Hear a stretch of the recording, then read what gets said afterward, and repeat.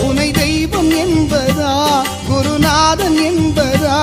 என்னை பார்த்து பார்த்து வளர்ப்பதனால் அன்னை என்பதா உனை கடவுள் என்பதா கருணை வடிவம் என்பதா உனை கடவுள் என்பதா கருணை வடிவம் என்பதா ஐயா ஞானதானம் தந்த உன்னை தந்தை என்பதா உனை தெய்வம் என்பதா குருநாதன் என்பதா என்னை பார்த்து பார்த்து வளர்ப்பதனால் அன்னை என்பதா